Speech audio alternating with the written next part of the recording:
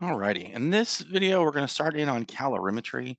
Calorimetry is a process for determining uh, heats involved. So either delta H or delta U, depending on what you're doing. Okay. Um, and it's going to let us figure this out. The only trick is what we're doing is we're going to end up measuring the surroundings so that we can calculate the system.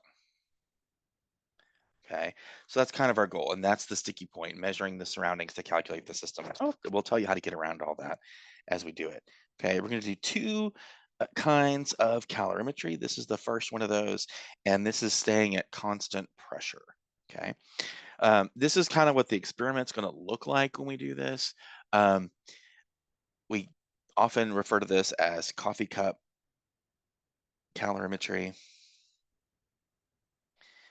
because we can just do this in styrofoam cups. And so when we do this in the lab, it'll be two styrofoam cups with sand in between it to weight it down, and they're held together with duct tape. And the styrofoam is nice because it lets a little bit of the air out, but it keeps it really insulated.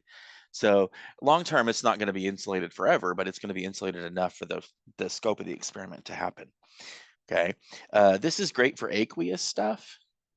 So we'll be able to do this. We'll have solutions, and we'll put the solutions in the cup. Okay, one at a time. First one, we have a thermometer and a stirrer in there. Then you put the second solution in there. And then once we have that, uh, we'll let it fully react and measure the temperature. And our goal here is we're going to measure delta T. This will lead us to a value of delta H. And I'm going to show us how to do that. Okay. So here's some tips. This is only constant pressure, just means technically open container. So we're going to have um,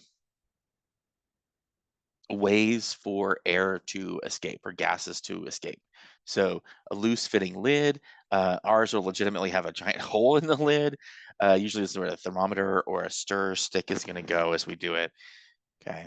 Um, we have to remember that the solvent is the surroundings and we are measuring the solvent.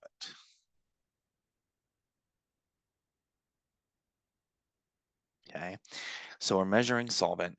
What we're measuring is the temperature before we do anything, and we're measuring the temperature at the end of the reaction. This should lead us to a delta T. This is delta T for the solution. Okay. Uh, this will give us the heat change of the solution, right? We'll somehow be able to turn this into a delta H of reaction. Remember, when we're doing constant pressure, what we're doing is we are ignoring the work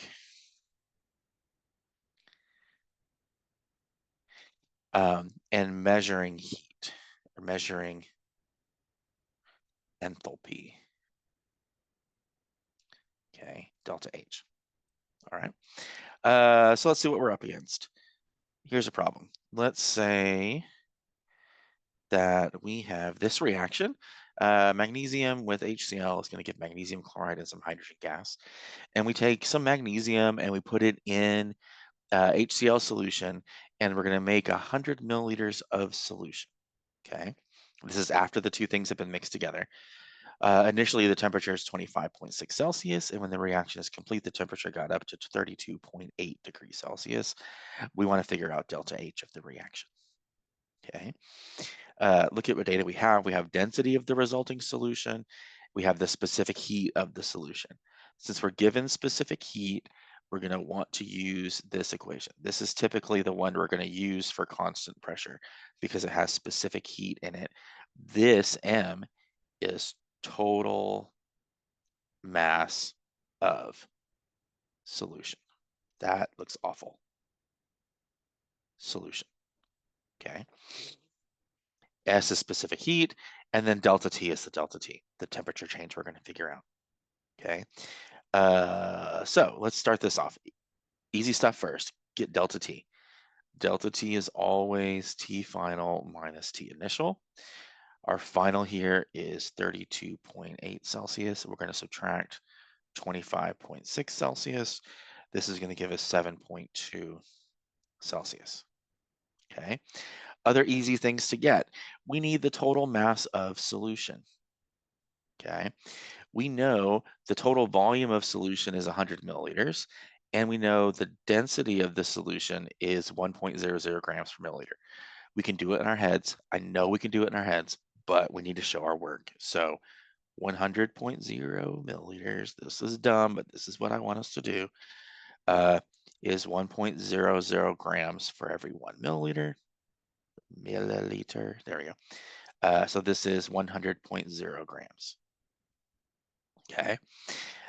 We have specific heat, so now we can multiply and do these dudes together. So our Q, remember this Q that we're measuring is Q of the solution, is equal to 100.0 grams times 4.18 joules over grams times degrees C times our delta T, which we figured out to be 7.2 degrees Celsius. Okay. And when we multiply all those things together, the grams cancel out, the Celsius cancel out, leaves us with joules. This is 3009.6 joules. Okay.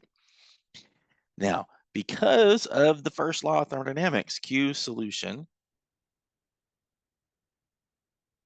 is equal and opposite of Q reaction. And what we want is Q reaction, because that's going to lead us to delta H of the reaction. Q reaction then should be equal to negative 3009.6 joules. Okay. What we want though is delta H. To get to delta H, we need to figure out, so delta H requires moles of the limiting reactant. Okay. Here our limiting reactant is the magnesium. Okay. So we're going to convert this magnesium into moles. I'm telling you that here because I forgot to write in here. I didn't write in here to say that the magnesium completely reacted. You're usually given some sort of hint about what the limiting reactant is. If you are not told what the limiting reactant is or not given a way to figure it out, you'll have to calculate it based on the amounts of stuff that you're given in the problem, which that's kind of a dick move, but you never know. Okay. Where am I at? Okay, so we got to get moles of magnesium. 0.15, there it is, 158. There's a lag on my pen and it's driving me nuts. And 1 mole of magnesium is 24.31 grams. Okay, so this is 0.0064994 moles of magnesium. This dude has 3 significant figures. Our joules here has 3 significant figures, so that's that. Okay, so our delta H, did I tell us units? Delta H should be kilojoules per mole. So let's do that. Delta H, we want to get kilojoules per mole. We've got joules and we've got moles. So what we can do is say that delta H of the reaction is negative 3009.6 joules over 1. No, let's do it this way. Joules per mole, 0.0064994 moles. Okay. And then there's 1,000 joules for 1 kilojoule. So this will give us kilojoules per mole. Okay. So this should be 463.06 kilojoules per mole. We can round this dude to 3 significant figures for negative 463 kilojoules per mole. Took me the whole area I had, but there it is. Okay. That is a constant pressure calorimetry problem. We'll see some more of these in class. If you need me for anything, Find me, ask questions. I'm here. Uh, have a good one.